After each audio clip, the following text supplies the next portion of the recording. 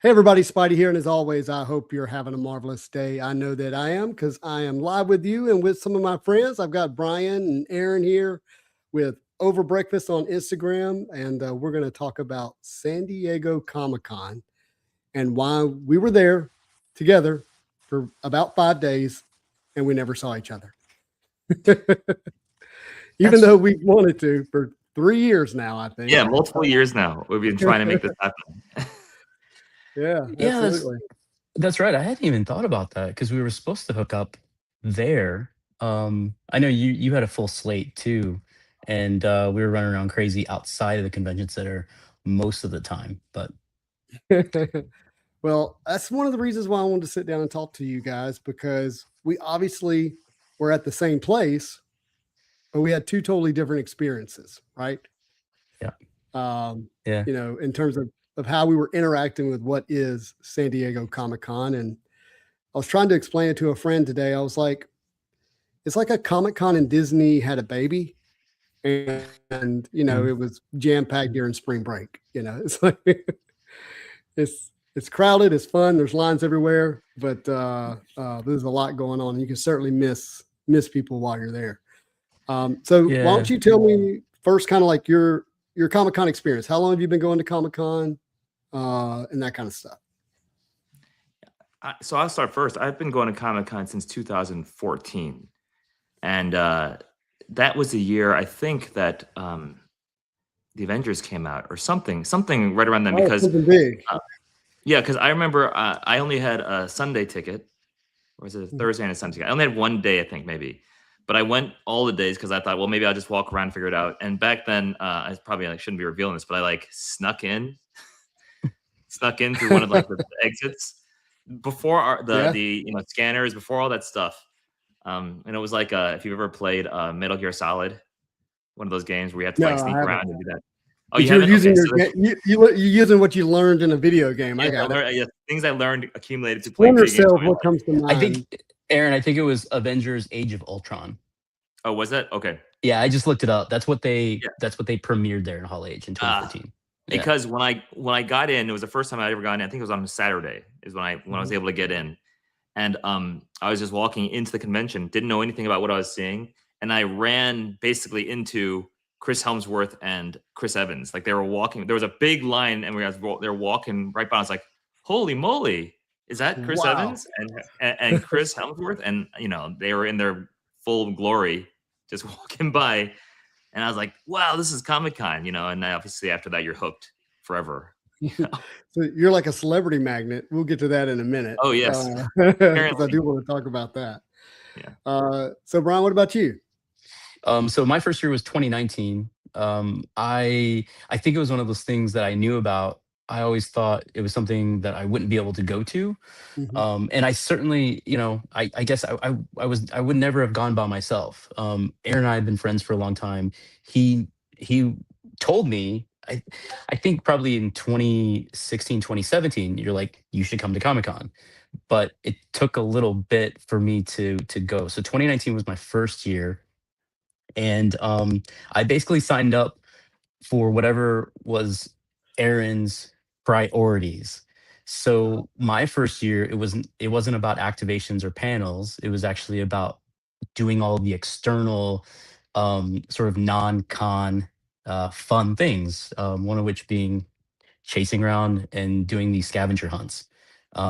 There's different makers that make stuff and hide things, and it was really fun. But it's funny because you say everyone has a different experience. My experience when I came back, everyone's like, "Oh, you went to Comic-Con. What did you do? You did this, you did that. You saw these people." And to be fair, explaining it to people was kind of interesting because I didn't do a lot of things that people thought that you do when you go to Comic-Con. I didn't do Hall H, and we'll talk about it more. But this year actually was the first year I did Hall H. And I didn't spend a lot of time waiting in lines doing the activations.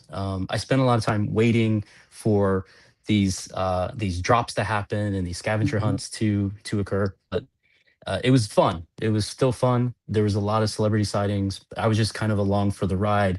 And again, Aaron sort of showed me the ropes and told me what to do and where to go. and it's certainly one of those things that that I look forward to. So when you say activations, for those who don't speak Comic-Con language, what do you mean?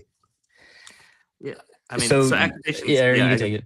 Yeah, so activations are essentially these spots in these stereotypical places outside of the convention center where they have experiences that can be immersive, where you feel like you're part of the show. So one year they had a Severance activation, and that's a Apple TV show.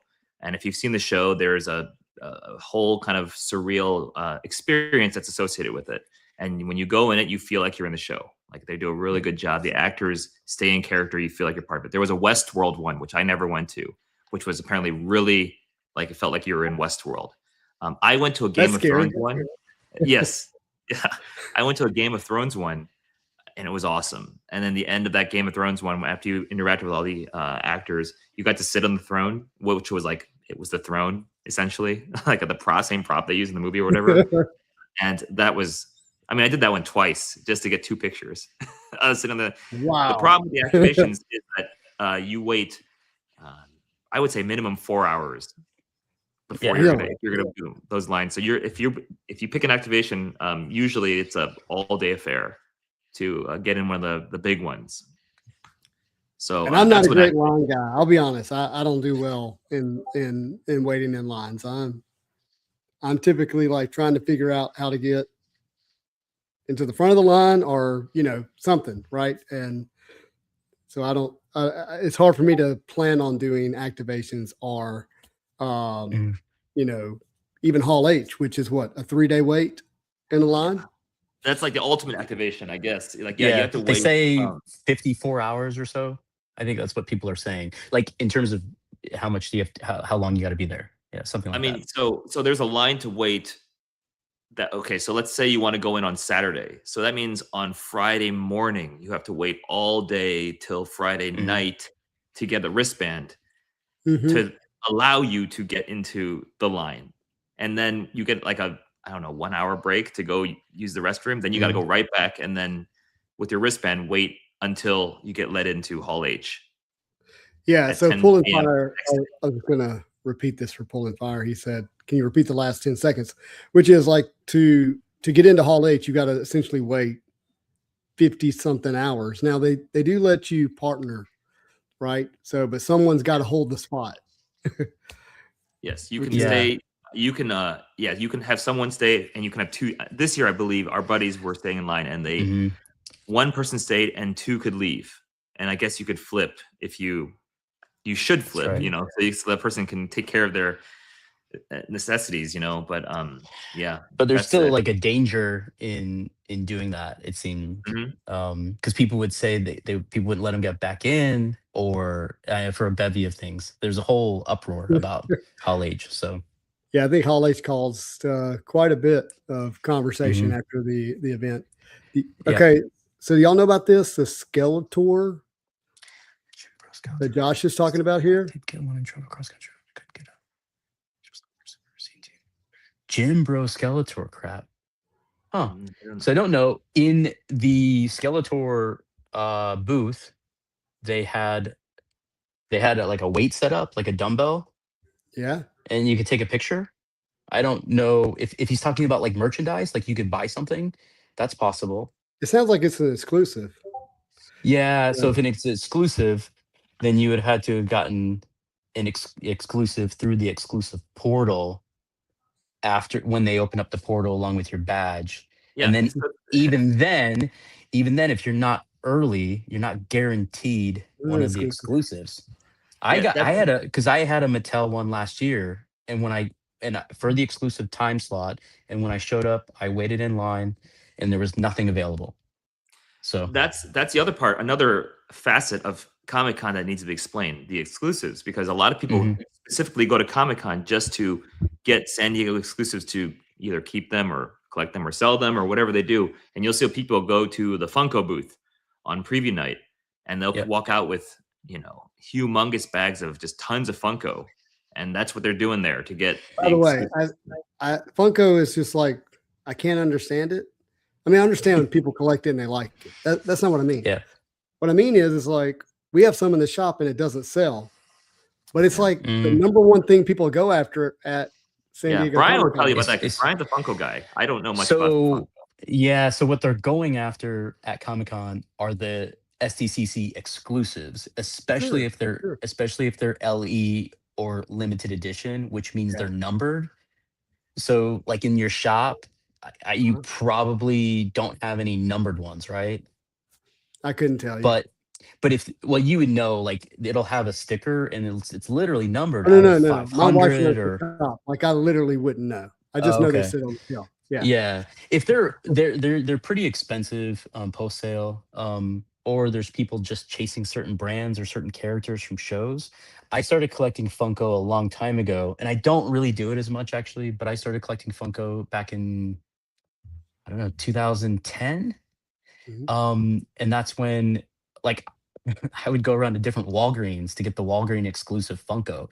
But only if it was a character I cared about. So I have hundreds of Funkos. I used to have them out, like I would put them in cases that I had for baseballs, but instead of baseballs, I had Funkos. And I have some really cool ones that are vaulted. So when you retire a Funko character, it gets vaulted, and those are worth a decent amount of money. But like the original, like Scarface, and like the original cast of Friends is a cool set. I have like the original Rocky Balboa, like that's a good one too. But it kind of blew up, and when it blew up, it stopped being as fun, if I'm being honest. Like I walk through the convention center, I don't look at the Funkos. It kind of took the fun out of it. I used to like the fact that it was kind of small and a little bit more like if you know sort of a thing. Now they've licensed, I mean, they have licenses for everything, and it seems like there's a ton of them. So I just did y'all get this? The X-Men 97 tarot cards? No. I think that might have been, they were doing it, I don't think it was an activation. You had to find like the X-Men 97 pop-up, and they gave you like a thermos this year, and I believe a card and something else. Oh, you remember, cool. Aaron? I saw a few people walking around with them. No, I didn't see it. Yeah. I've reduced my consumption of the exclusives by a lot. That's what I used to do. Because another crazy story. I used to go get the Lego Men. That was like the thing in the old days. They used to give out a little exclusive Lego Man, and it would be like of Superman, or it would be of Spider-Man. Okay. Yeah, the Spider-Man's like one of the most expensive Legos, right? It's like thousands of dollars for this Lego Man. Okay. And what you would do is you would wait in line. It changed a little bit. I think originally you could just wait in line and get one. The line would go out hall and out the convention center all the way down like a Hall H line. Yeah. Crazy. Like a mile, like longer than a mile. Waiting at 3 a.m. to get into the con to be able to get there, right?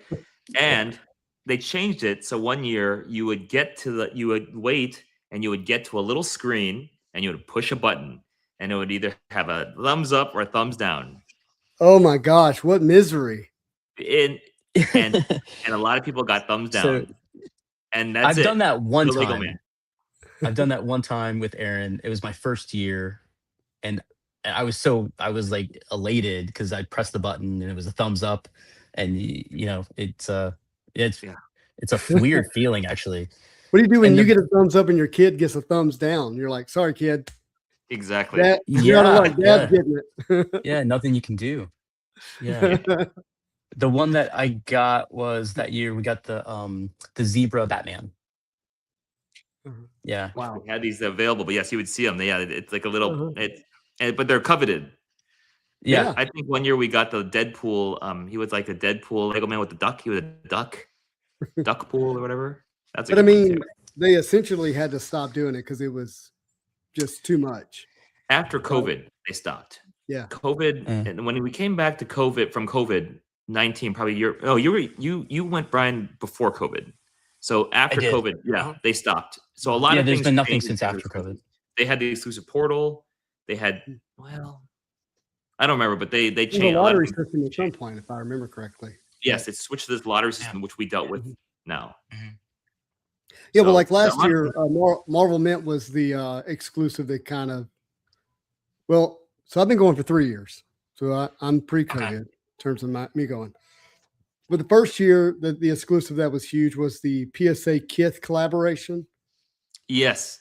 And yeah. and I'm kind of making a point. My point is about cards. Okay. So for 3 years in a row, the number one exclusive that basically had the cops called at all three was card centered. But PSA did a collaboration with Kith where you could get you were buying shoes or comics, whatever you want to call it, but you got shoes, comics, and a card.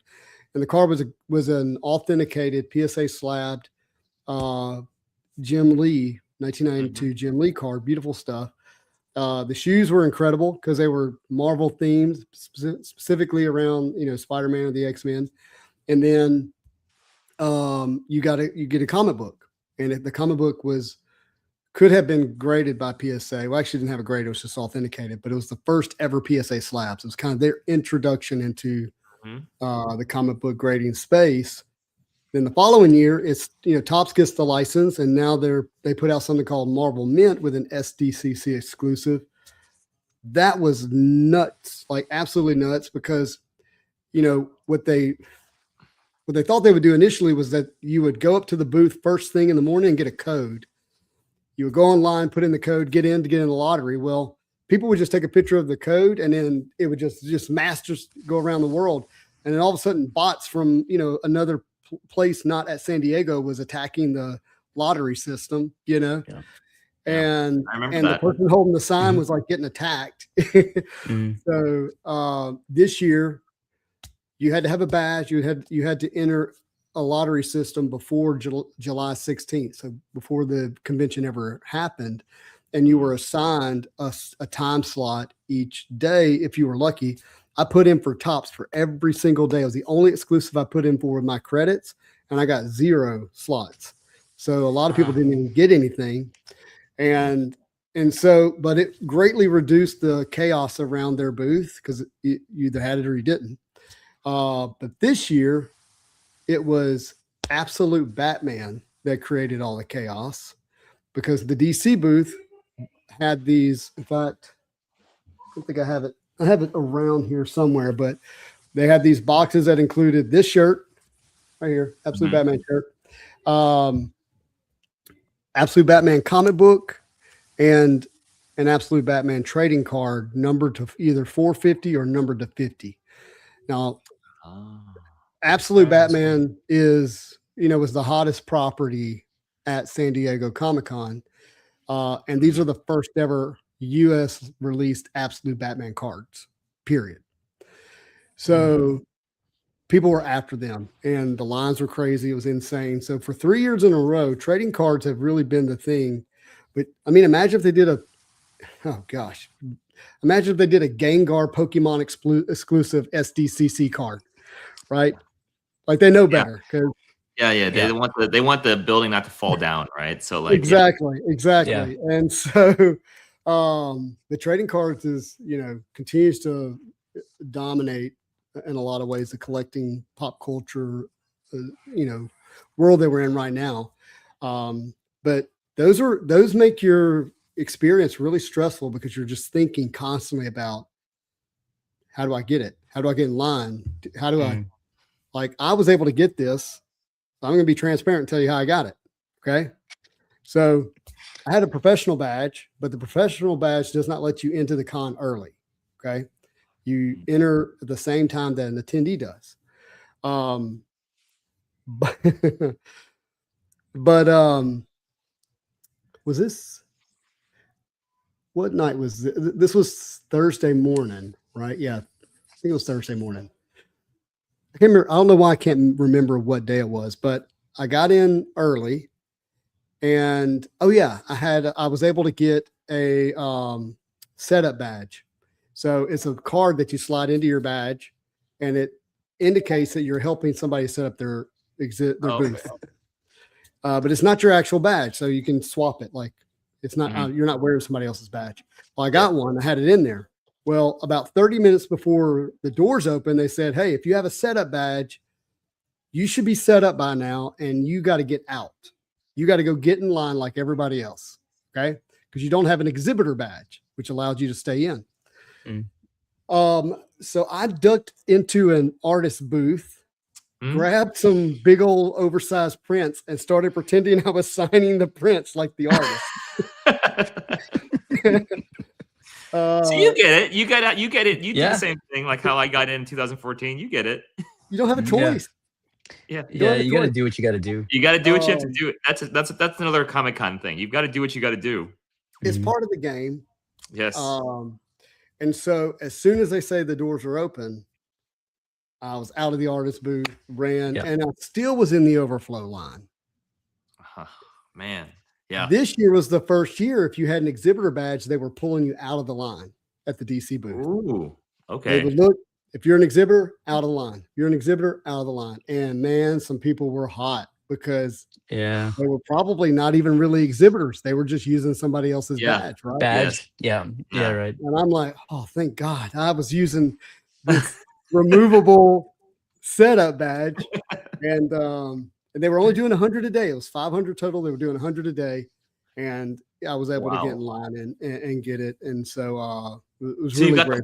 the box that you have in it, so that's what you showed me, I think. Is that what you sent me? Yeah, the card. Yeah.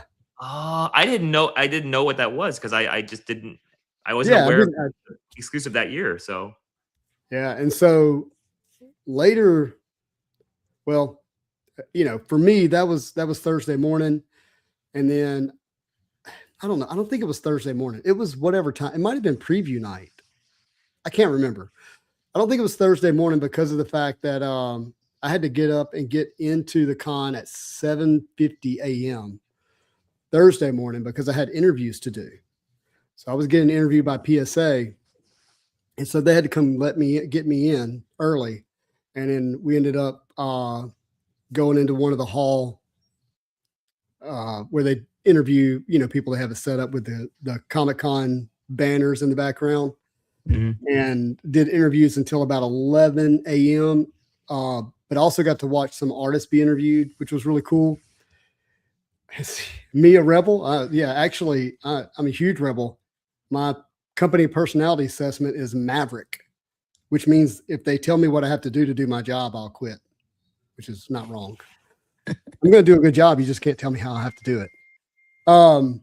So anyhow, I did interviews most of the morning Thursday, and then Thursday night we had the PSA party on the rooftop of the Nolan, where we revealed the Amazing Fantasy 15 PSA 7.0 comic book, which was a really cool experience.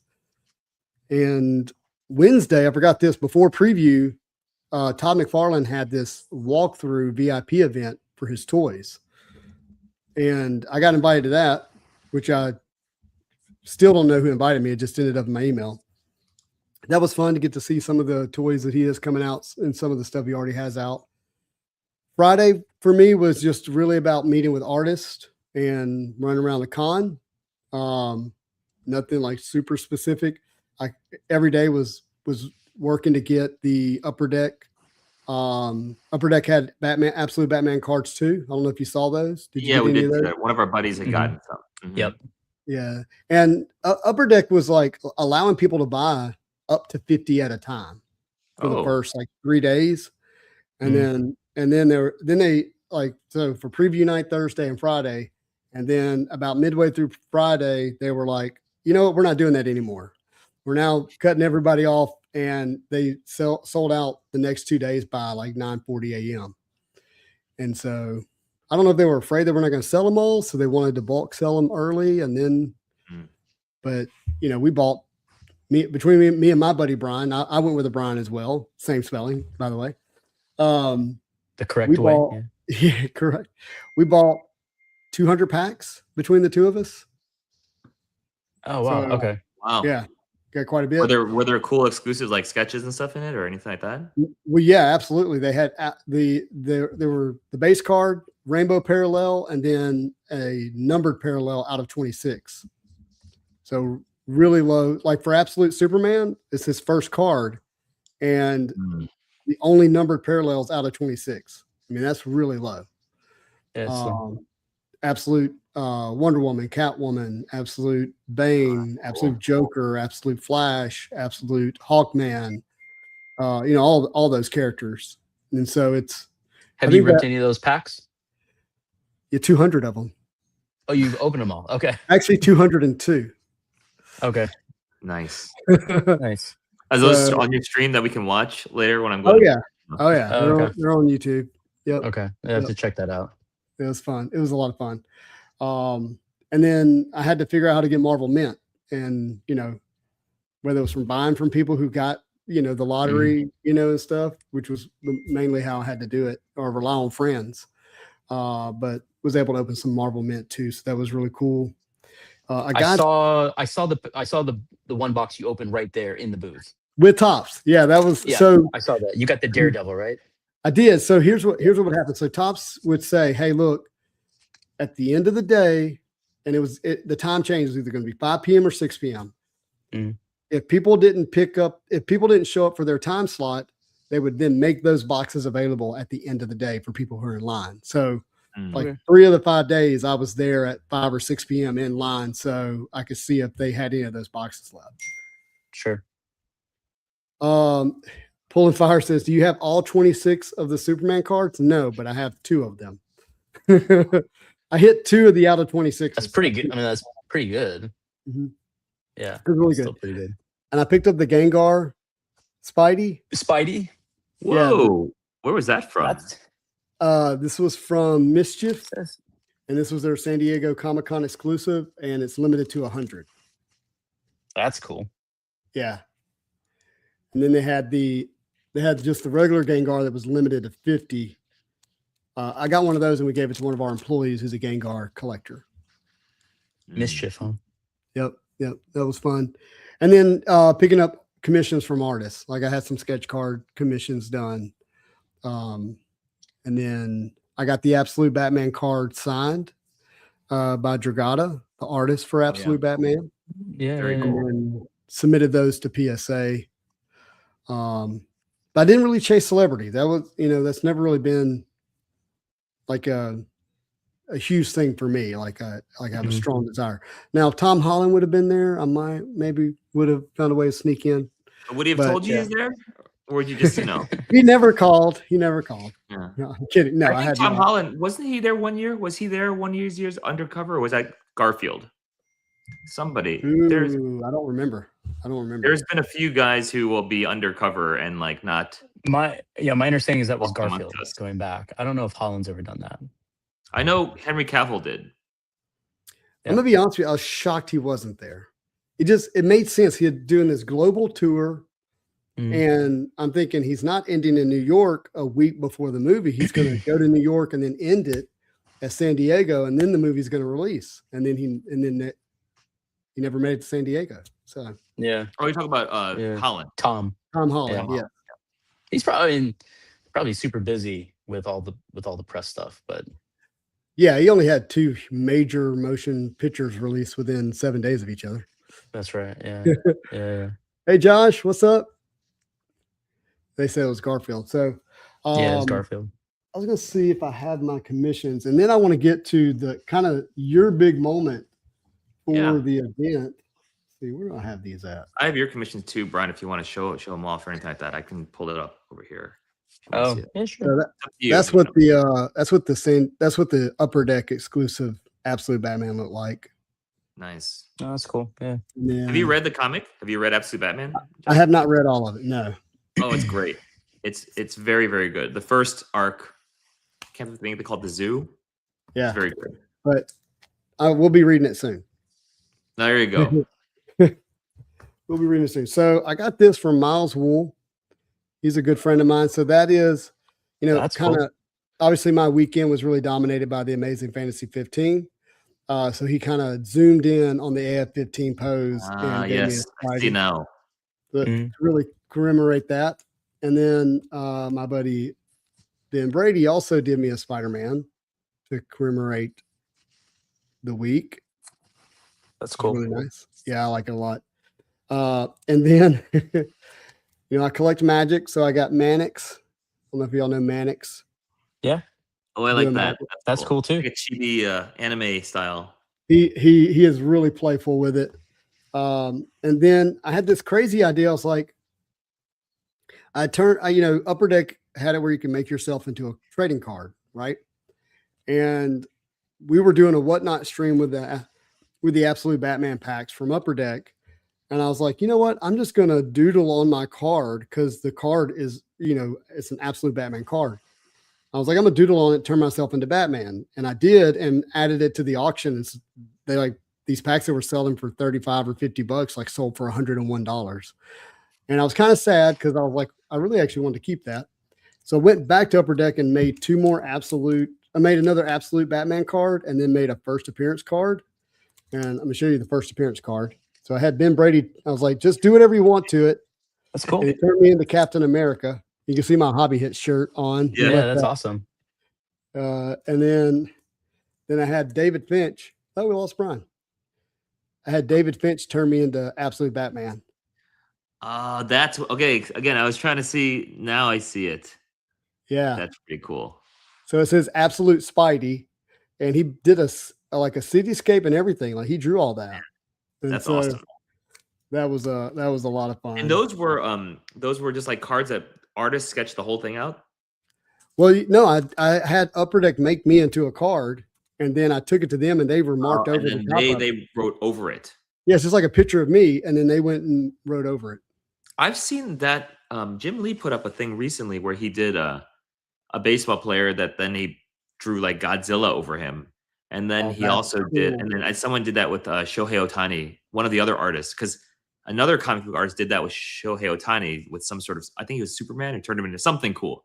Yeah, and then Jim Lee went on. Where, like people who like sports collectibles and like art and maybe even comics, might say, well, I can't own the one of one of a Shohei, but I can turn my base card Shohei into a one of one with this cool remark over the top of it where, he's imagined as something else, right? Whether it's Godzilla or Spider-Man or Superman or Batman, whatever, right? And the artists, like, it was really playful for them. They, both of them seemed to really enjoy it. Yeah, and I think on Jim Lee's post, he's saying that how this was something new, inspired by one of his friends, and he just was like, man, I want to do this. I want to do it more. Yeah, like, imagine if Jim Lee took one of my pictures and turned me into Wolverine. Like that would be the coolest thing ever. He wouldn't have to do much. He just, it already looked like himself. Exactly. So that'd be super cool. I'm trying to see. I know we lost Brian. He said he's trying to work to get back. Yeah. You want to wait on him before? So yeah, you guys have like one of the bigger viral moments at the entire con. Yeah, I'd like him to be here because he was, his film, his videography is really, I think, videography. Okay, made it so viral. So let me see if we can get him back. Absolutely.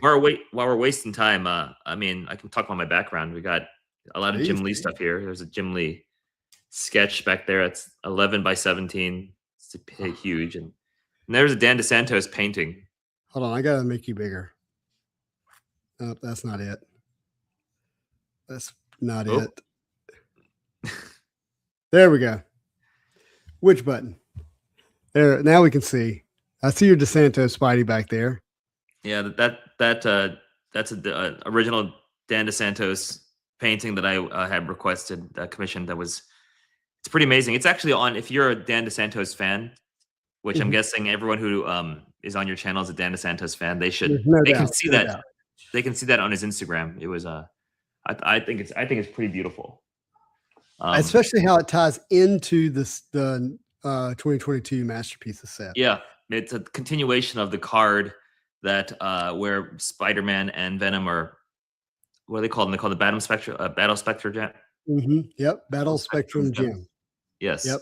So that was what the inspiration was. That, and like we talked about when I talked to him, we were talking about things that I thought were beautiful in life, and I told him one of the most beautiful things I ever saw was seeing the statue of David in Florence. When I saw it, it was I see it now. Yes. So when I said that, he was like, "Oh, okay." And then we started talking about that, and the inspiration, a lot of the hand and stuff like that, are from the statue of David. That's really cool. So if you look at now, when Hey, you look can you at it, you'll guys be hear like, me? oh, okay, I see that. I see it. Yeah, absolutely. Yeah. So Well I was done. really, that was a fun process to work with him and have him bring. You don't know what you're gonna get exactly. You know what I Mhm. Hey, mean? Justin, can you hear me? Yeah. Yeah. I can't hear Aaron. Oh, you can't hear me? Oh, you said Aaron sounds great. It's weird. It was. I'm not even sure why it dropped me in the first place, but Hmm. because I can hear you just fine, I can't hear Aaron. Are both ears in? Mm. Both yeah, he's ears? got both in. Okay.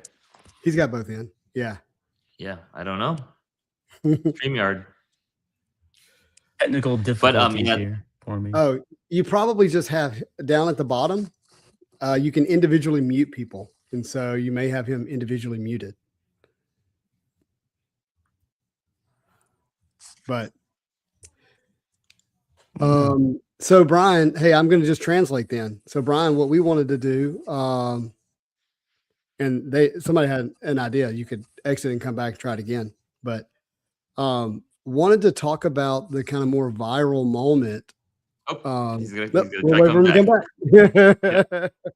But what I guess I'll just finish talking about that. That was when you do a commission, you have an idea and you give the ideas, and you don't know if it's going to be exactly what you see, what you want. Yeah. So you're really hoping that it is, and it turns out, this turned out to be incredibly amazing. But No, I've had it go the other way too. So Can you hear me now? I know it can be stressful. anything back? Hello. Can you hear me now, Brian? There we go. Okay, Yeah. great. That worked. Here. Fix this Control light. Alt Okay, Delete. now I can hear you. Sorry, guys. That's okay.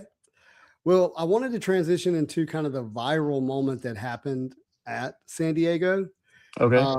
And if you guys kind of want to set us up on what that was, when you're ready, I'll show the video. Yeah. So I guess who wants to start? Brian, you want to start, or you want to? Sure. I mean, really quick. So Saturday, we got up as we typically do. We set up outside of the convention center. We were chasing down, doing our scavenger hunt thing, and it was about 1 o'clock or so. 12. It was around 1 o'clock. We decided to go back to the convention center because Lego has their own scavenger hunt going on during Comic-Con, which we were told that every day they were hiding 15 red Lego luggage tags around the Comic-Con convention center. Dang, I needed Inside, a new luggage outside, tag. wherever. We you don't were need to looking keep for it. tags too. I had You to don't buy even get to another keep it. luggage just to get home, and I didn't have a second luggage tag. Well, the luggage tag they give you, it's just an accessory because you don't even put your name on it, right? It's just a red. It looks like it looks like It's like obviously a binder. It's like for you to it looks like a locate. red brick. Yeah, Yeah. it looks like a red brick. What's the size of it? So I saw it. What's the size of a tag? Maybe. So the Lego booth says they're hiding these luggage tags. We can't help ourselves, or at least for me, I kind of got fixated. I was walking around literally just looking for a red Lego brick tag hanging, sitting somewhere. Wherever. Oh, let me interject something. They Go also ahead. said we're giving you no hints. There's no, we're not going to tell you anything. It can be inside or outside the con. It can be anywhere. We're like, That's right. Anywhere? And you're like, Anywhere. anywhere. So then That's we're looking wild. everywhere, obviously, for this tag. Okay. Yeah. Yeah. So we are. So again, it's about 1 o'clock. So what we were doing was literally just kind of looping around, potentially looking for a red Lego luggage tag. And that was our goal around this time period. As we're walking around, if we do see someone, as we usually do, if we see someone in good cosplay, we take our phones out, and not only just as the experience, because it's part of the memory of us being there, but also potentially for content. So we, obviously are going to snap pictures. And in this case, we were taking a lot more video over the past few days at Comic-Con, which we don't usually do. But so we're But you're shooting in content creators 4K. now, so yeah. Yeah. Well, Yeah, or trying to be. So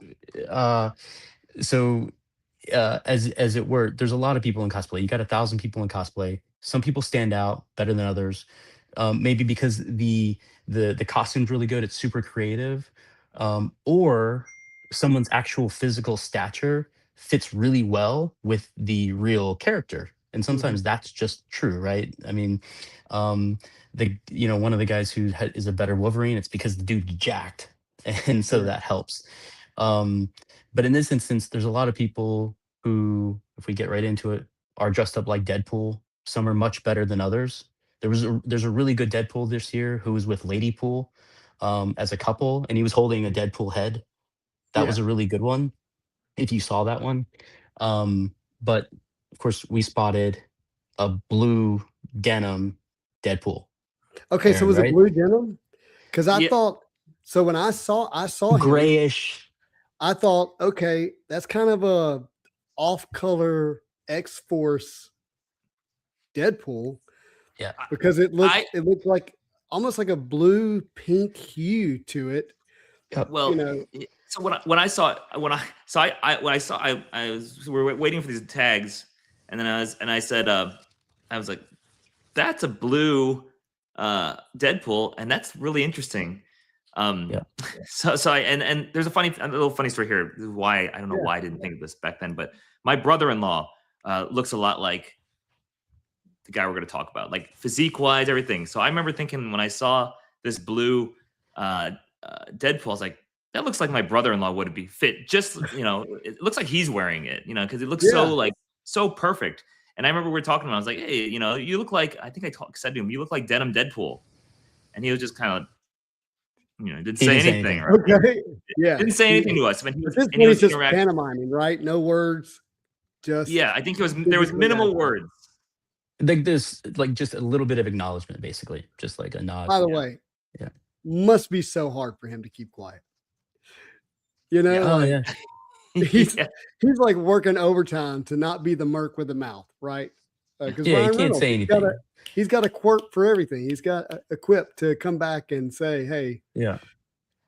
So we noticed. So we noticed this denim blue Deadpool. He is. He's talking to a guy who's dressed up like a Ghostbuster, right? Yeah. Oh yeah, that's right. Yeah, and when I say talking, not talking, like the other guy was talking to him, but he was just kind of walking by. So we decide. I'm holding my phone, so I'm just constantly shooting stuff. So we ask, hey, can we get a video of you? And it's just like a subtle, nod. He looks over at me, and I shoot the video. Wow. You can probably show the video now if you want to show it. Yeah, I want to show the video now, if that's all right.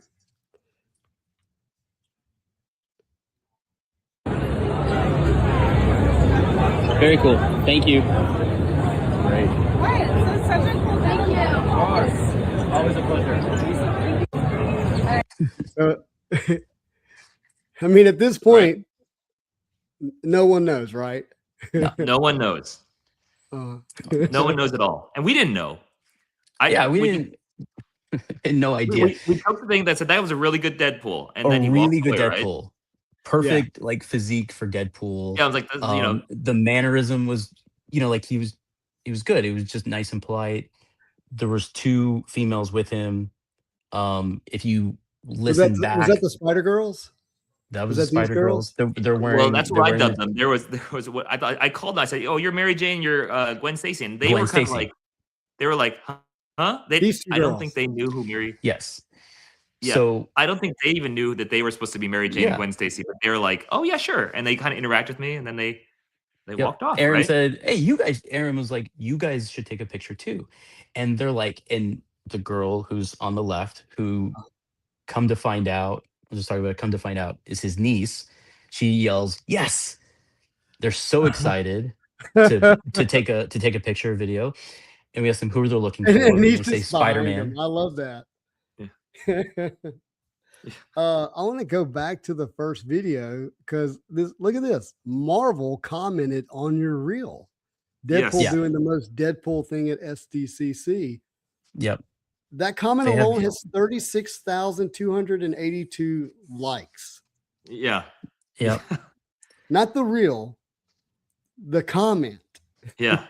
And the reel, I mean, we're about to hit 11 million. The on the video original. itself has 10,990,334 views. So Yeah, it's a unicorn. it is a unicorn video. Mhm. You guys captured that moment. Unbelievable.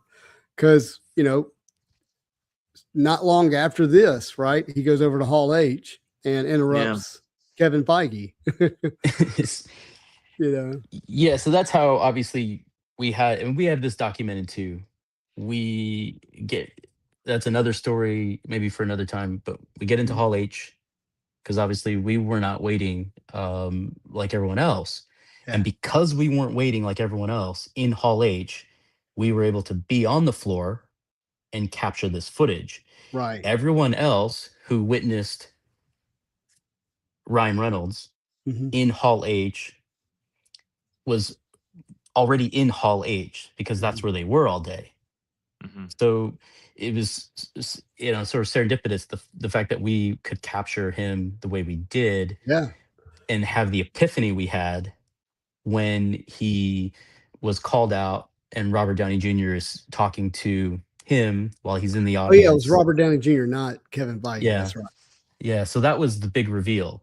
And Mhm. Aaron and we're in the front, but we're just off to the left side of Yeah, we're on the stage right. stage. If you're looking at the Stage stage, left. yeah, stage Stage right, left. stage left. Or stage whatever. We're on anyway. Yep. So Robert Downey Jr. starts talking to, Somebody in the audience. to somebody, saying like, "What are you doing with those swords?" And it turns out, and obviously everyone gets their phones out. Yeah, we look We had over. friends that were right there too, but Yeah, we have friends that were we look literally right over next to him. and we see his head. Just the We see head. his head. Just We the see side of the the head. we see the same denim blue suit. Then the cameras go on him, and he's on the big screen. And I remember, like, I was, it was a weird feeling in that moment because it's like, what did we see? Because he stands out very clearly because of the suit. Yeah. Aaron says to me, wait, he's like, that's who you said something like, that's who we recorded. That's who I we said, met. that's the guy we recorded. That's I the guy remember we just being recorded. like, And I remember I said to him, shh. I shushed him because, and I have footage of this. which I was I wasn't I afraid was about. I know. What? I know. I shushed him because, like, I don't know why, but if I'm doing something that I'm focused in on or serious, I need, like, not quiet. All It's your not even ears. quiet in Yeah. there. I have my phone out and I'm zooming in on his name badge on the big screen in Hall H because the cameras are on him, and I'm zooming in because I wanted to see the name that was on, because he's still wearing his Comic-Con badge, Mhm. right? You can see it, and you can see it in the video that's on our social, the viral video. You Mhm. can see that he's got a badge on. And I looked at the badge name, and it's kind of covered up with a wristband. But the last name you can see is like Calder. It's Calderon. And I was zooming in on the screen in Hall H, and it wasn't obscured, and you could clearly read the last name, and the last name matched the badge that was on the guy that we had filmed. Yeah, we had to double Oh. check to make So sure it that was the same was guy. right. So that's what I was doing in that moment. Like, it was kind of You were clear, but verifying. Yeah. I was verifying in my head. I'm like, is this the same person? Mhm.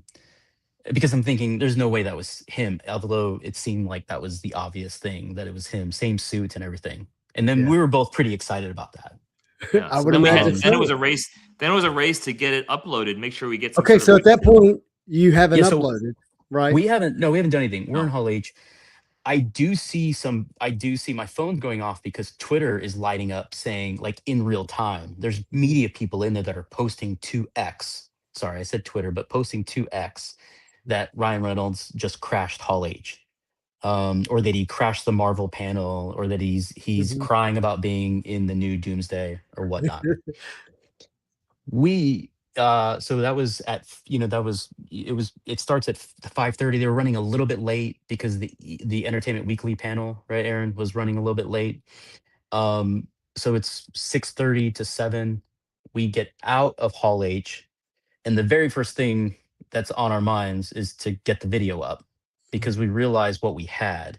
And what we had was special, not just because we had met him and recorded him. Right, but it's really good, clean close up, and Yeah, it's everyone clean just footage. everyone has no clue what they're doing with No him clue. right then. And I think it occurred to us that there's a good chance that no one else maybe has footage of him because they We were all we in weren't Hall s- H. Yeah, and so like I uploaded it first to YouTube, and YouTube, it was if any of your guys have ever uploaded YouTube, usually I upload it and like 5 minutes later I get like 3 views, and I'm like, that's pretty cool, whatever. And Yeah. Yeah. I uploaded it, and immediately it was like 25 views, Yeah. 100 views, 1,000 views, 3,000 views, like within the course of less than a minute. Yeah. And I was like, holy wow. Crazy. It was crazy it was parabolic. just Well, I mean, so these quick. social media companies are not dumb. They want They're serving up they're- what people want. they're Yeah. keying in because they know people want to see that content, and they're queuing it up. Yep. But it's the perfect beautiful storm, right? It was because Perfect again, storm. while this was going up, we did a little Google search to see if anyone else had any footage. No one there was posted nothing. anything for 24 hours. It looks like And- no one had any And footage this at was all. and this was right after we got out of Hall H. So if you weren't in Hall H, you weren't there for the reveal. So even if you had footage of potentially of this denim Jeanpool Ryan Reynolds, Yeah. incognito, you don't know that he just crashed Hall H. So you weren't privy to the reveal. Right. So of course we hurry up, and like Aaron got that video up pretty quickly, like within Yeah, as soon as we walked out of Hall 30 H, minutes? I had it up within 30 seconds. Yeah. Yeah. Yeah, 30 I was seconds. like, I there was you go. ready, got everything typed up, boom, boom. But we got to acknowledge this amazing comment. The jean gray suit is what he was wearing. Yes, I saw Yeah. that. So, Yes, it is Ryan Jean Reynolds, Grey. he posted yesterday, he posted a Pantone, a color swatch that just says Jean Grey, teasing the actual name of it. That's Yeah. hilarious. Beautiful. Yeah. But it was brilliant because that threw everybody off. Because I think if he was in his real costume, people would really assume much quicker. It threw us off because Or- I didn't. Yeah. I thought, oh, that's a really cool, Just cool, blue unique. denim. Yeah. Blue denim. That's a really cool blue Deadpool. I didn't even think there was. And if Ryan even if Reynolds. he was wearing his red suit and he still crashed the Hall H and he still had a big reveal, there would still be a lot of question mark as to was who has footage of him, because there's lots of red Deadpools roaming the Yes. floor, so you wouldn't know. But he stood out, and there was no there should have been no question. When we posted the video, we still got a lot of comments saying, well, he didn't talk or he didn't take A his lot of mask off. controversy. Some people were saying that it was just a recording in Hall H, so it wasn't really Ryan Reynolds. That it was basically just There were a lot of like people somebody questioning just, in the comments, like, not really him. You guys are fooled. Yeah. This. Mhm. We have a And lot you can of, see a lot of that. They're like, conspiracy oh, theories. people are saying you're so gullible, stuff like that. This is probably why he had to go post the suit in his hotel, like trying to put him in the same room. He posted a whole reel then of him walking through footage that the girls took of him, Yeah. and footage of him with the mask off walking away from Hall H. So when did you find Yeah. out that these two young ladies were connected to him? So, I'll take this one too. So, as soon as we realized obviously it was him, we get the video up. That goes viral. It was around midnight on Saturday night, so it's roughly 6 hours after we posted on Instagram, and that was when it crossed 1 million, right, Aaron? Mhm. We Yeah, we yeah. high-fived. I'm So it was interrupting you. I mean, you guys are getting Go decent ahead. views: 3,200, 2,300, 1,900, 2,400. Mhm. 10. Well, even some of those have gone up. That's, yeah. Yeah, if you see the thing, because it shows your previous videos versus this one, if you've ever uploaded and you see an analytic, it just does this. There's no other line. Yeah. Because It's just straight up.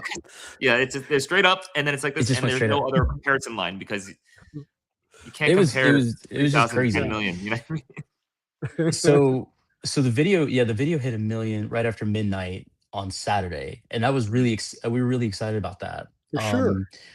I was probably running on adrenaline, because at about 3 in the morning, in Pacific time, is when it passed 2. And I was like, where could this go? When we woke up, it was just over 4.5. Yeah. Right. This was Sunday morning, so again, it hasn't been 24 hours yet. Mhm. And when you looked at the chart, there was just no slowdown, because every news platform was running the story about Ryan Reynolds. Yeah. That was like the biggest story from Comic-Con on Sunday, but we were still the only ones with footage of him up. In fact, Yeah. we had people reaching out to us asking us to please send them the raw footage. We had someone that sent us a badge from Entertainment Tonight that Yeah. said, "Can you please send us the footage?" It was a little sketchy, so we didn't. In fact, we asked our chat. We're like, "What do we do in this situation? We don't know." But people were asking us for the footage. We didn't send it. It gets us to the follow-up. So we're at this point, we are thinking like, what do we do next? What do we post? And we realize that we have footage right after the viral footage, which is of the 2 girls that were with him. Yeah. It only took a second to zoom, because my first thought, just like with him, is let's zoom in on the badge. Mhm. And when we did that and read the name says Kate Johnson. When we did that, Okay. my initial thought was, Kate that's Johnson was a likely fake name, right? Just, yeah, it's like Bill generic Smith, Kate right? Johnson. It's a Mhm. very it's a very generic name. But then you Google it, and if you Google Ryan Reynolds, Kate Johnson, it pops up right away, and it shows that him and Blake Lively adore their niece, Kate Johnson. Her mother is Robin Lively, and her dad is an actor as well, who's in Landman, Yellowstone, Yellowstone. And then when you look at her, she looks like Blake Lively. Yeah. When There's you a listen to quality her to it, yes. voice, she sounds like Blake Lively. She has a lively voice. Got it. Yeah. So it clicked. Still don't know who the other woman is. Right. But Aaron and I, it was like a really serious conversation about it. We could have just launched that video, Mhm. but we didn't want to. Well, I mean, what he's out of like just ethical or being, So I'll tell. I would just be Go ahead. how I Yeah. felt about it. What I felt was that I don't know her. I don't know if she wanted to be identified. We just had a video that went 10 million or 5 million, 7 million people. So if it went 7 million people and then we were just calling out this person as their name, I didn't think that was. I wanted to get consent about that first. Yeah. Which is That was my feeling on it. which is what we tried to do, actually. Yeah, we reached out to her to see if We reached out to her because she has a public profile. She's not big on social media, but she has public profiles. So we just sent her a message and offered her the footage that we took as well, just in kindness. But it's probably sitting in a request folder, so she never did read it. And But then we she still posted, and then she ended up posting her video. yeah, well, we still Well, decided not to post it. We I'm not still speaking decided for not to her, post it. but this looks like consent for a photo video situation. Aaron and I had like I said, Aaron and I had a very serious conversation about this, about right and wrong. Ultimately, we decided to wait. Well, I mean, look, I'm not Yeah. answering for you guys. I'm not trying to convince anything one way or the other, but there are signs posted about video. You can be on video. You're giving your consent by being there. Number one. That's right. Yeah. Number two, you don't walk around with Ryan Reynolds as Deadpool at a Comic-Con and not want to be on video. So there's, Yeah.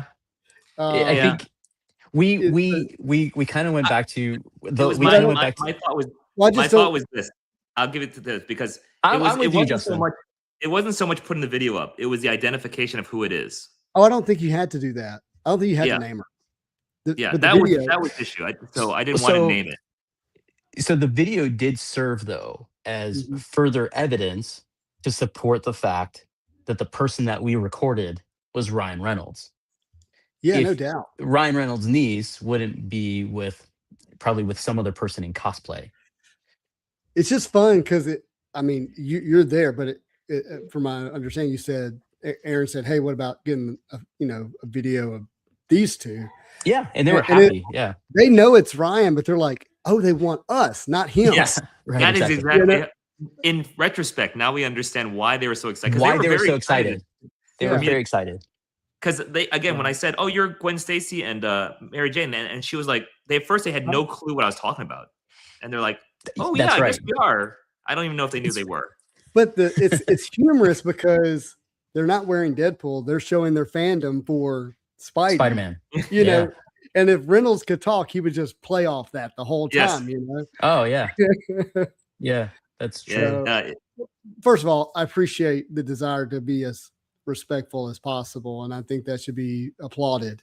And I also think they gave all the signs of a consent other than signing something, you know. So Yeah. Well, then Ryan posted his video of his journey through the convention center, and specifically tagged her and gave her credit for the footage. Only after that point in time, because they needed a camera person, but they couldn't have a camera person, you know. exactly. That's right. And that's what. Yes. So the Yeah, only other that's footage true. that has come out is their footage Right. on Ryan's video. You beat them to the punch. There's a lot of still You did. pictures. There's a lot of still pictures, but our video still serves as, like, you know, the in my opinion, the best footage of him, because there's a couple now little clips, but it's still really good footage of him. But it's what made the reveal so impactful, because he had been walking around the convention floor, yeah, you know, as himself as Deadpool, but unanimously, right? Like, yep. So Yeah, pretty incredible. That's right. And so it's pretty cool. We're just glad we recorded it. Glad our phones were working, and you know, it wasn't one of those where you look back and you're like, oh crap, I didn't press the button or something, you know. Yeah. Oh my goodness. Because I shot the video, I never like revisited it outside of looking at his name. All I did was ever look at his name, and that was it. We didn't talk about him at all until we saw him again in the hall. It wasn't like, hey, do you remember that Deadpool? That was so great. We didn't say anything. We said, okay, now on to the next cosplayer. You know what I mean? Yeah. That's right. It was such an innocuous moment.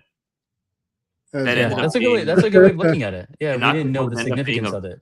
Viral 10 million, 11 million view, which it doubled our subscriber base, because right? Yeah, we had 1,000. We had a little over 1,000. We just got monetized. You just need that Ryan Reynolds follow. You know, let that happen. Yeah. And by the way, everybody go follow our good friends here. Oh yeah, please, yes. Over breakfast. Over breakfast. If you want to see more viral videos that we can produce every day. Yeah, not only on Instagram but YouTube, and where else are you posting on a regular basis? We do have a TikTok channel. Yeah. TikTok is our but least favorite. We haven't used it that much. We shared that video to our TikTok, the same one that has that's going on 11 million. That has 723,000 views on TikTok. Wow. You know, from a social proof standpoint, and we can talk about how many views we have in aggregate between our channels. It doesn't hurt to have, you know, the TikTok as well.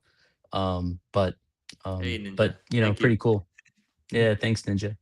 I mean, yeah, I guess at the moment we have just about 5 million views on YouTube Shorts and about 11 million views on Instagram. So I mean, yeah, we're getting close to 20 million. Our channel went from 250,000 views to 16 million. 16 million. Yeah. In you know, overnight, essentially. Now Instagram or YouTube? So between the combine two. Both. So combined.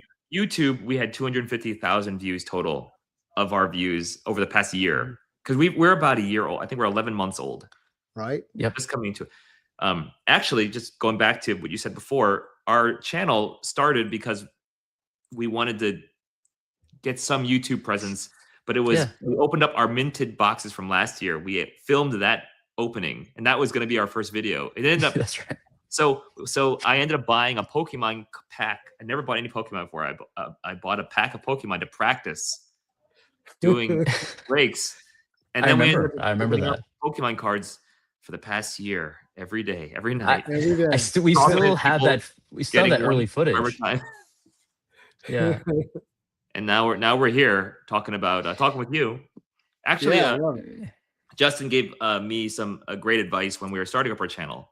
So I need to thank you for that. There was a lot of helpful hints on how to get started and what to do. And I I always I give him remember tips, that. ask for tips. So I love Yeah. it. I love giving tips for YouTube. Look, by the way, I'm not a big channel. I don't have anything figured out, but if I can encourage someone and help them get over some hump or hurdle, like I'm happy to Yeah. do it. yeah. So Yeah, we're well, we appreciate the encouragement for sure. Now we still don't know what we're doing, but we still don't know what we're doing, but we have a viral video. Yeah, but you're in which, creation. Like, yeah, that, I mean, you hit record, you hit upload, and it does what it does, right? You know, Yep. Yeah. You start, I think though, as this year has progressed, I can kind of get a hint of knowing what's going to do okay and what's not. You kind of feel it, like this one's going to do better. yeah. You But know, Aaron, the kind you're of, really smart, and that's completely unfair, but okay. but I tell you, when we uploaded this one, I knew it was going to get at least 100,000. I thought definitely 100,000. That's Well, yeah, I that's mean, what- the timing, everything, but 11 million. I think we in were 3 trying to days? like, Okay. yeah, I think we were. Well, we were in the We hotel were room. We were hopeful. like, if we get 6 figures, if it gets 7 figures, man, that'd be really great. To have a million view video. Yeah. Like, Now it's you're gonna 8 be figures holy plus. moly. I've never refreshed something and been disappointed when every minute it didn't go up by 100,000. Oh Like, gosh. it's crazy to see. And you really the numbers do have ratchet to up. turn off your notifications because Yeah, because our Instagram phones are just bloop, bloop, bloop, bloop, bloop, it just bloop, couldn't bloop. stop. It wouldn't stop with the likes. It wouldn't stop. It just And kept- Yeah, I'm trying well, to keep up with it. I was So- gonna say, yeah, if you're like really committed as content creators, you would go respond to every comment, right? It was like So we're still working through it. If you look, I I'm still- responded to almost like every follow, single. like follow. I must have responded to 1,000 comments. I was, especially initially, I was keeping up with every single one. I was giving every single comment a like, and then I was messaging them back. This completely if- like ended your scavenger hunt, right? Like it was over with at that point. Yeah, well, so the scavenger hunt, like one of the main ones we do chase, that's over by the end of the day on Saturday anyways. Okay. But yes, we prioritized, for sure we prioritized Hall H once we had access. That was more important than anything else. But we had a lot of success still with the scavenger hunt stuff. Yeah. Yeah, overall, it was we had a a good really year. memorable, incredible SDCC. You know, I mean, Yeah. it's gonna be hard to top. this one. We said in 2025 when we came back, we said it'd be hard to top. Because Like, how are we gonna 25 top was an that? incredible year. Yeah. You just wait. 24 Next was a year- good year. Next year we're actually going to meet up. It's Yes, gonna yes. be the biggest moment at San Diego Yes, Comic. that will top 10 million, 11 million views if you and I actually see each other. Actually, in I'm gonna person. do two things. I'm gonna add myself to your scavenger hunt, and if you find me, I'm gonna have something for you. I tell you what, you know what? So one of our other friends, he did a scavenger, somewhat of a scavenger hunt this year with cards. He would place cards inside the convention center in different places and put a little hint on his social channel. And so people have fun with that. I think one of the greatest things about Comic-Con are individual creators that bring just a little bit extra to San Diego. And so for all the people that maybe don't even get into the convention center, or that, like yourself, put in for all the exclusives but struck out, the ability to wake up every day excited to go and like chase something or see what someone's gonna drop, that's pretty cool. I think it's one of the better parts of the experience. And that goes, but if you can fit in an activation, if you can see some celebrities, which we're not celebrity chasers either. We stop, like when we see a tinted out van pull up to the Hard Rock on the side, and we know that people are gonna be walking out. Sure, we're just like, oh, hey, look, we'll take our phones. I was walking down, what is that, 5th, and where they had the Scrooge activation with Johnny Depp. We were all there too at that time. As I'm walking by, they have actors, like Scrooge actors, out front. The activation is doing all this weird stuff, right? And which was great. So I was like, I think I really want to get my daughter a video of Johnny Depp, because she had already texted me. My daughter was with me last year. She was unable to come this year because she was in a Broadway musical. Sorry, I'm getting all kinds of text message.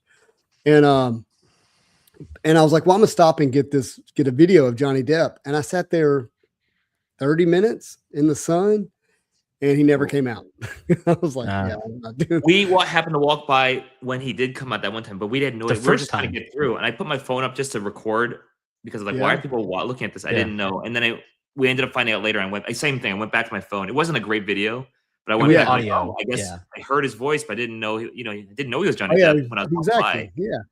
Yeah. And I mean, those kind of moments are great. I took a selfie with Rebecca Ferguson from the Silo. Do you know Rebecca Ferguson? She was in the Silo and she's in Dune. I got one with her, which I'll have to send it to you because it's the blurriest selfie you'll ever see. It's got me. You can see me, and she was very gracious and smiled, but it was dark. Yeah. My phone is old technology, and you can see the essence of her because she like. Got you. Yeah, that brings me to another point. Aaron has one of the things I've learned from him in going all these years. You got to put yourself in a position to be able to get stuff or to meet somebody. Because I think we were basically done for the day, and we heard that there was a pop-up concert by Common, who's also stars in Silo, at the Silo activation, which we had done earlier that day. And so he, not surprisingly, he's going to go down, try to get some, try to see what he can see. Get I was some tired, footage. but nope, I gotta go. You gotta go and see. You gotta be there. And I think we'd even brought it up. We just had no idea that she was going to be there. And so, you just got to put yourself in a position, and what happens. And I've got a video of her dancing to Common. I think that just crossed over 10,000 views, which before was amazing. I was like, yes.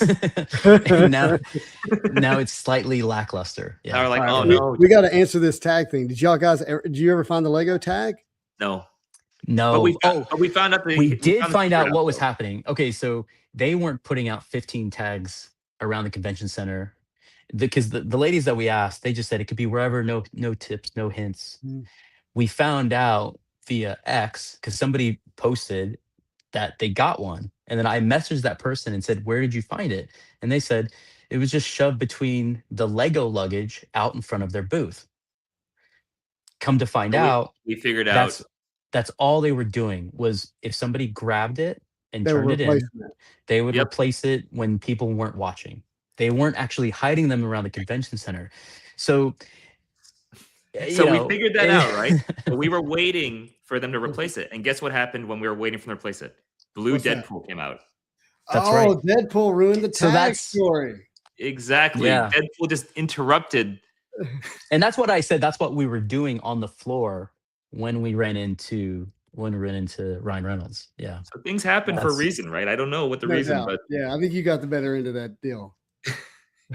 yeah, probably. Yeah, probably. But that was pretty cool. And we got some. We did see some other cool people. We took a picture with Kevin Smith. Out in front of the hotel. He was pretty nice. And then we went to the fandom party this year. And lots of fun? It was a lot of fun. There was if you want to see a concert, the whole concert, my shoulders were worked out for a good the whole thing 2 hours, holding up, just recording this. Really? Thing. So if you want to see the concert, go to Over Breakfast. They did a long set. They did a really long set. I just want you to help me get a room at the Hilton next year. Where were you staying this year? I was staying in Coronado at a friend's house. Oh, Coronado. Okay. Okay. If you don't mind sleeping let's sleeping in a king size bed with 2 other guys because that's how we ended up doing. I'm a twin. I'm used to cuddling with another person. Yeah. That's good. Yeah, it's a big bed. So if you ever need it, with hotels, that's a whole other conversation. We can have a video the hotel strategy. Our next video, if you want it, strategy for San Diego Comic-Con. Badges, hotels, lots of strategy. So I've been pretty committed. I don't know why this is dumb, but one of the reasons it took so long for me to go to San Diego is I was like, I want to be invited. I don't want to just go. I want to be invited. And so the last 3 years I've been invited, and my badge has been provided. And so I that was like a goal that I was working towards. Yeah. A couple of friends know that. It's the first time I think I've ever said that publicly, but We No, would like. yeah. That was one I of think the that's reasons why we fantastic. wanted- That was one of our goals. one of Yeah. the goals for the Is to channel. be invited We would as like to be professionals. invited. Yeah. Maybe Now- we'll get invited now that we have Right. this video. Yeah, not But even sure how that happens. But you know who never invites you and provides is the hotels. The hotels No, still uh-uh. don't, and they don't do You- anything for professionals. If you have a hotel, you have a hotel. No, I want to shout out my good friend Rob, Wondering Bill. We got to stay on Coronado's like this island, beautiful Yeah. homes, great. You just walk up to amazing food and restaurants and shopping, and it's only 15 minutes away. Like it was absolutely amazing to be able to stay there and super grateful. But I Yeah. do like the idea of being able to walk out of the con in the middle of the day and go to the Hilton, take a power nap, maybe a shower, finish the afternoon. Yeah. Yeah. like I said, our room. If you ever need respite in the place, we usually stay at MMM, which Oh, The really? Marriott Marquis. Yeah. I'm a Marriott guy. That's my favorite. Like when I'm traveling by myself, if it's It's a not fantastic hotel, and it's right there. man, next to I like the Marriott. That's Yeah, what you don't have to deal with crossing the street from That's the big Gaslamp. deal. So Across that's the street. big deal. Really? So it's on the it's same connected. side. It's connected. So Is it If on the you're- right side? So not up the Hilton's on. If you're like facing if it, you're facing the convention center, it's on the right side. And Yeah, okay, Hilton Bayfront's on the left. Yeah. Yeah. But Yeah, those are MMM good. is the most convenient for being able to come and go or Really? drop stuff off. But if you have to run to the gas lamp for anything, like for a scavenger hunt, Mhm. then you got to deal with that traffic. Yeah. And Yeah, so again, we can have a whole video on strategies from things, because there's a lot of things you have to pick and choose. You can't just like you Can't can't do go to everything. everything Comic-Con. Yeah. You can't be everywhere at once at Comic-Con. No, right. gosh. No, I put in my steps this past week. That's for sure. Yeah, I lost Oh, like yeah. 5 pounds, I think. Walking Now I around. compensated. I ate well. Yeah. I definitely ate well. I Yeah. only skipped lunch once, which was Sunday. Sunday went by too fast. Like it was just boom. Yeah, who do we shout out for food? We have a central spot we always stay. Where is it? It's a Rockin' Baja. Baja. Yeah, Rockin' Really? Baja. Yeah, Rockin' You guys Baja. ever They've changed their watch- name. Is it like tacos or something? Fish tacos. Yeah, they tacos, have- yeah. The food isn't consequential. It's the location to Location. It's Oh, part of our gotcha. tactics. So it's right there in Gaslamp, right past the first light. So and they're pretty nice about this. So we can sit at the Because- bar Yes. Yeah. and We we don't would have to have a tell reservation. them Just walk in. you become friendly with the bartender, and you just tell him or her, and they get to know you over the course of 4 days. But you tell them, hey, we might have to run out of here really quickly, but if we do, here's our credit card. We're gonna leave our stuff, and we'll be back. We'll be back. I promise you. So Wow. yeah, So they usually let us go, and then we can come back, and we're like, hey, look, we got this Yeah. thing. We kept going to the Field, which is the Irish pub. Like it's the pub that they shipped over here from Ireland and like reassembled right there on Gaslamp. I didn't Okay. know that. Like Wait, the yeah, I didn't know inside, that either. They did that years ago, or they did that this year? years ago. Oh, I don't know Yeah. that Okay. one. We'll have to go check it out. Yeah, It yeah. was really cool. They got good food, and maybe I ate there 2 or 3 times. Yeah, it's nice. Yeah, once you have a place you like, you tend to go, because we always do Rocket Bar. We usually do Broken Yolk I've never been for there. breakfast. Oh, great Yeah, breakfast. Broken Yolk for breakfast. We do Our buddy Lumi. Ninja likes Lumi. That's a great. Yeah. It's good sushi and Yeah. Japanese food. It's right there on Gaslamp. Yeah. Lumi's the best night spot for food. It's the slowest elevator in the entire world. Slowest elevator. It's the slowest. I mean, it's 3 floors, and No, you would it's think bad. you would think that somebody was down there, like Uh-huh. like doing it by hand or something. But it's a good spot, and you don't have to go that far. So Yeah. the only thing I wish is that they didn't double prices for Comic-Con weekend, but it is what it is. You know. It is what it is. Yeah, there was one spot that they didn't open till noon, and I was like, oh, you got to be open. You got to open Oh, early. that's weird. Yeah, Yeah, like yeah. during Comic-Con week, you got to open at 10:30 at the least. You know, Yeah. You lose people. all yeah, good, for sure. all Yeah. good. Well, man, guys, this has been a lot of fun. Yeah. I've enjoyed it. We have to do it again sometime soon. Yeah. Well, like I said, Yeah. we what do we do as a channel? Our goal is to try to provide, pop culture moments, pop culture discussion. Apparently, we are not.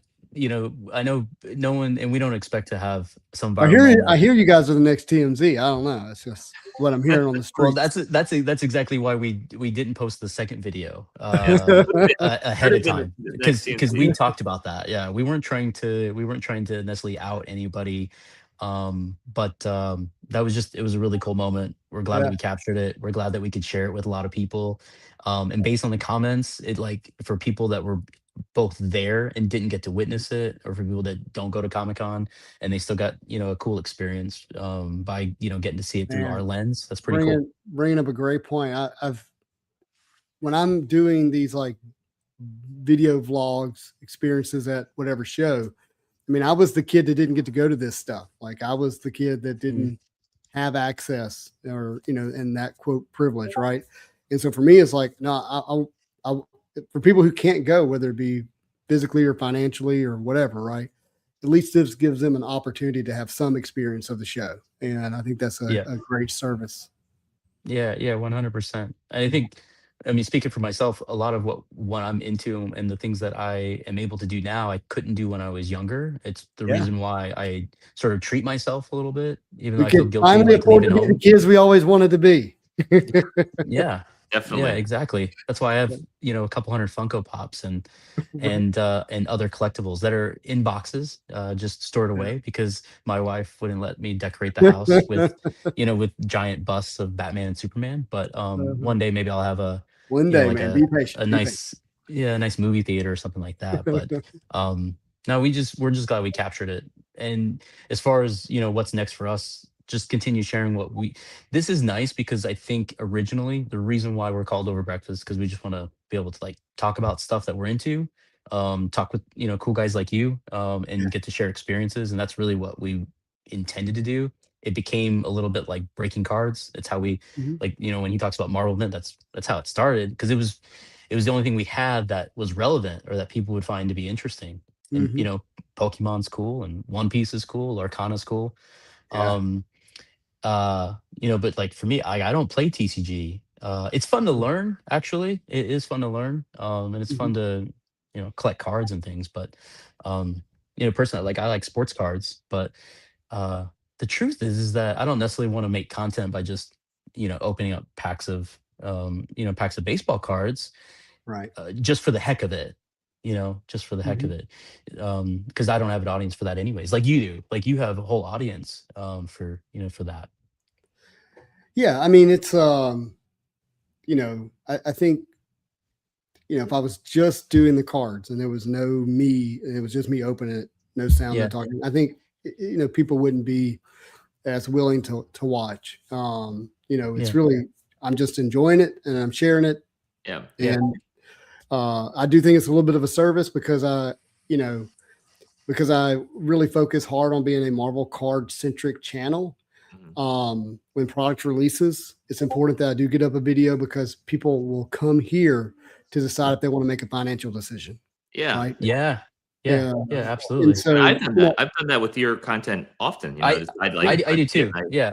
And good and bad. One box doesn't make a release, right? But it's at least something, right? Yeah.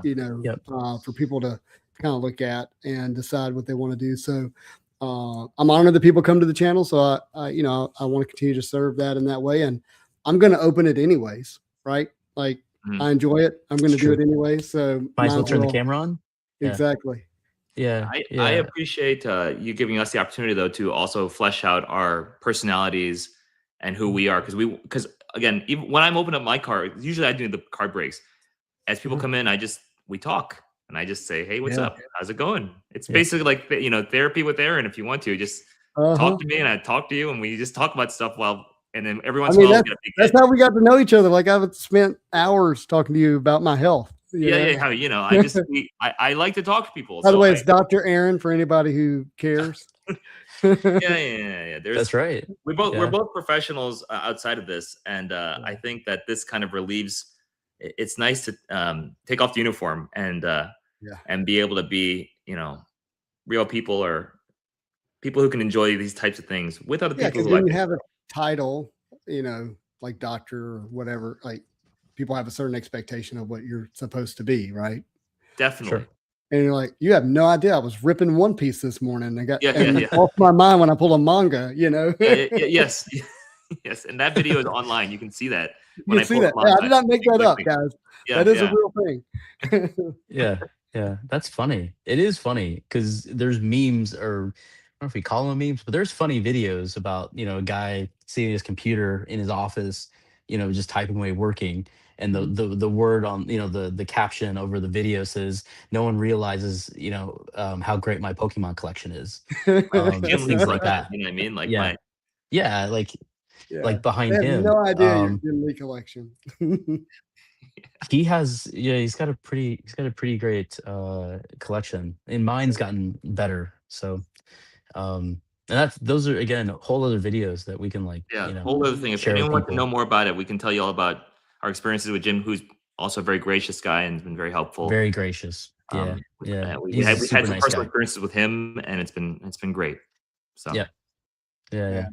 Still one of my dreams is to get to meet him. So if we hang out, you will probably meet him at some point. If we hang out, you'll meet him. It's funny when you talk about how you can be at Comic-Con with there's 250,000, 300,000 people out there in San Diego that come in for Comic-Con, and sometimes you feel like there's a ton of people. There's no way you're gonna spot you in a crowd to hook up, but it always seems like we do end up finding Jim. We'll just walk past him, and that always happens. We're like, hey, Aaron can sniff him out. He's like, we're not looking. There's just it's weird. Like I said, but now we've established a relationship at this point. It's not as by happens. It's not happenstance. Yeah. Right. Now it's intentional. He's like, hey, Aaron. If anybody goes to if you check out Jim's Instagram today, and he made a post, just a little slideshow of people he's with. There's a contest going on, or maybe it's still going on. Yeah, but you'll get to the answers if you. But if you go to his Instagram, I will tell you that there's no reason for Aaron and I to be in his on his little slideshow, just because there's other people that are a lot cooler than we are, that have million followers on Instagram and things like that. My wife looked at wait. Hey, you guys have 1 million views on the video, so stop selling yourself short there, man. We do 10 million.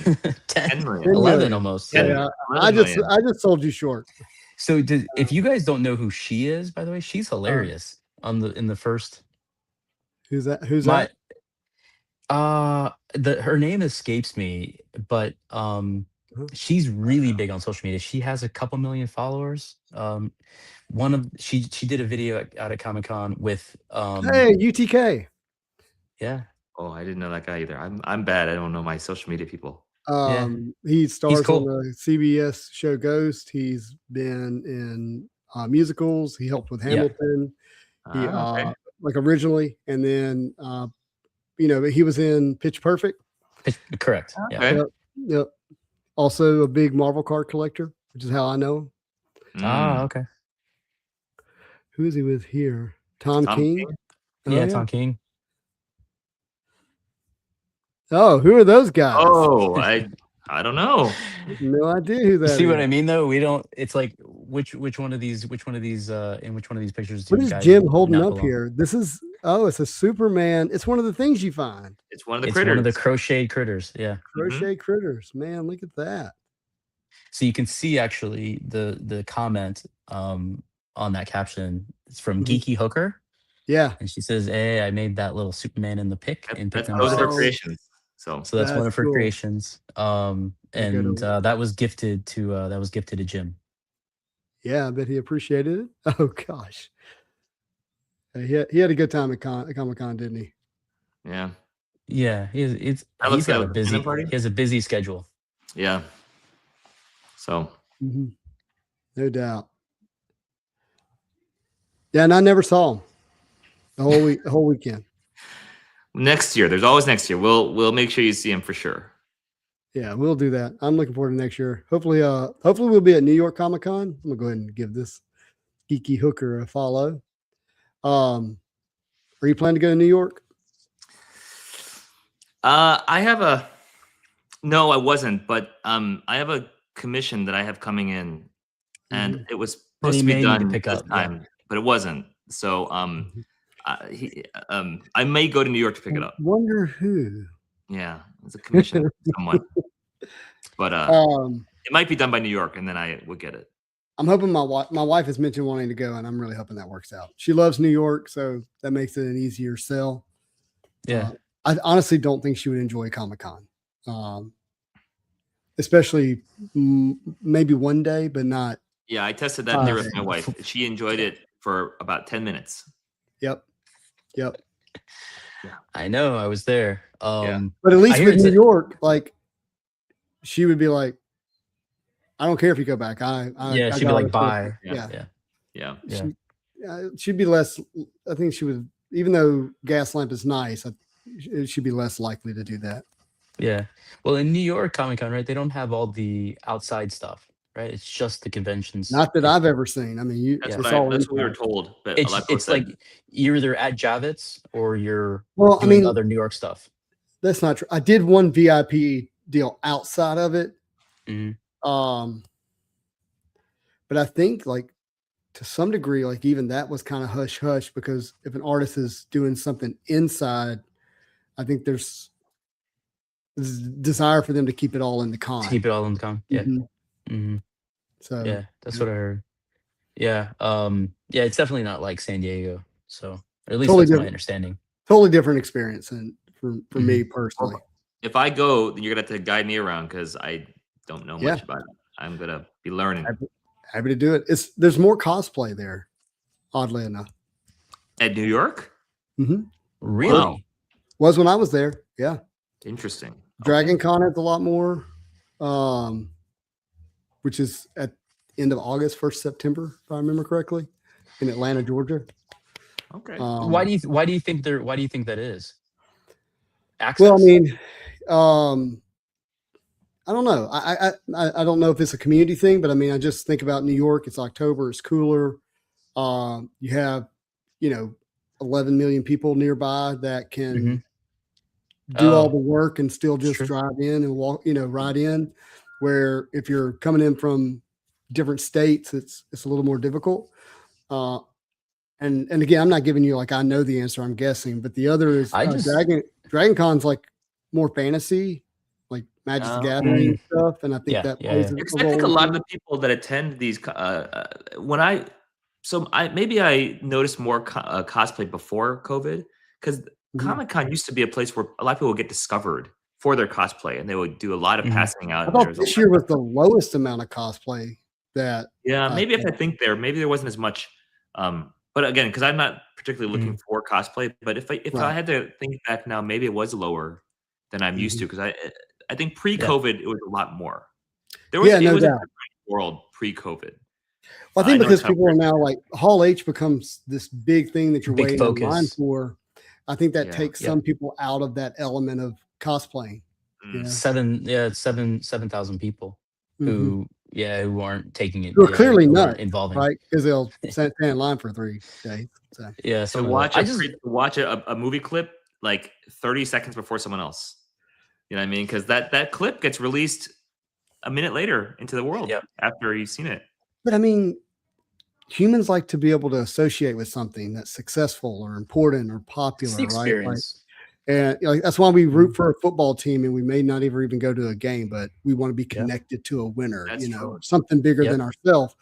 And so it gives people like this ability to connect to a moment that really, in a lot of ways, lives on. It comes historical. And I think that matters to some people, even if they haven't identified that within themselves. My previous Hall H moment before this Ryan Reynolds thing was I was there for the Force Awakenings moment. Yeah, that's a big moment. Harrison Ford was there, Carrie Fisher, Mark Hamill, and then we left Hall H. Everyone got up and went to a symphony in the back, and they had a symphony that everyone left before Kevin Smith came out. So Hall H was empty when he came out. But I remember Mark Hamill, Harrison Ford were both talking to people right there, like this close, and I was like, and then they walked off, and then Carrie Fisher drove by me with the drink in hand, being like, "See you guys." I remember this very clearly. That tracks. So those are, yes, you're right. There's a moment, and people still talk about that concert orchestra a moment where everyone left Hall H, and I was part of that, which is really cool. Not that we don't have time to do this show, but man, Force Awakening was a huge deal. Made a ton of money, and then Star Wars was back. It was on track. Like, oh yeah, that trailer. It was like the trailer was similar to when Episode 1's trailer came out, which that was a big. If you remember, probably, we were in high school, probably. Yeah, Episode 1 was my wheelhouse, right? You as well, but I mean, the idea that there was a stormtrooper that might be force sensitive and this new villain.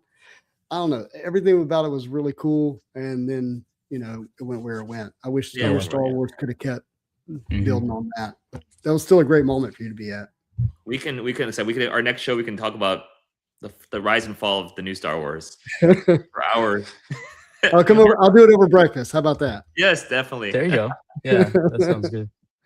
Well, guys, I got to go. Wife's home, and I got to go say hi to her. But I really enjoyed kind of recapping our San Diego Comic-Con experience. Really glad you guys got to have a pretty memorable and viral moment that you'll be able to talk about for years to come.